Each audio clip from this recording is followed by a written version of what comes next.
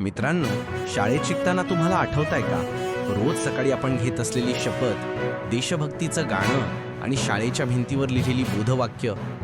आता कल्पना करा, हे सगळं होतंय, पण नाव मात्र आहे हमारा विद्यालय हमारा स्वाभिमान, हिंदीत. महाराष्ट्र सरकारनं असाच एक आदेश शाळांना दिलाय, पण यातून मोठा वाद पेटलाय. का ते समजून घेऊया. 1 सप्टेंबरला महाराष्ट्रातील सरकारी आणि अनुदानित शाळांमध्ये एक उपक्रम राबवला जाणार आहे. नाव आहे हमारा विद्यालय हमारा स्वाभिमान. विद्यार्थी व शिक्षक मिळून शाळेच्या आणि विद्यार्थ्यांच्या सर्वांगीण विकासासाठी प्रतिज्ञा घेणार आहेत.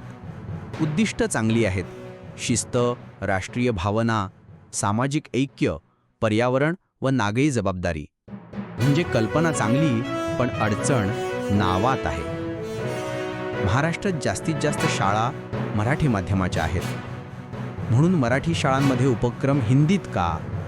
मराठी स्कूल मॅनेजमेंट असोसिएशनचे समन्वयक सुशील शेजूळ म्हणाले, उपक्रमाविरोध नाही, पण नाव मराठीत असलं पाहिजे. विद्यार्थी, शिक्षक यांना तेव्हा खरी जोड मिळेल.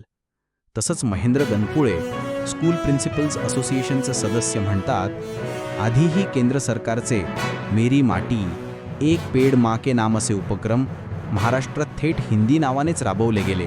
तेव्हा राज्यात हिंदी लादली जाते का, असा प्रश्न निर्माण होतो. आता शाळांचा मुद्दा वेगळाच आहे.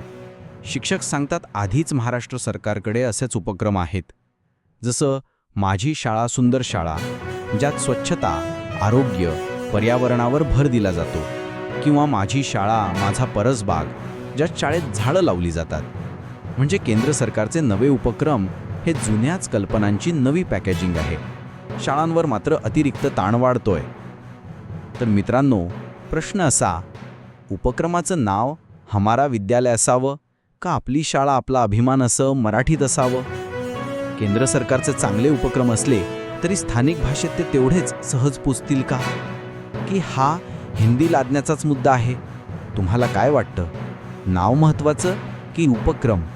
कमेंटमध्ये नक्की सांगा. आणि हो, व्हिडिओ आवडला तर लाईक, शेअर आणि सबस्क्राईब करायला विसरू नका. पुन्हा भेटूया एका नव्या विषयासोबत.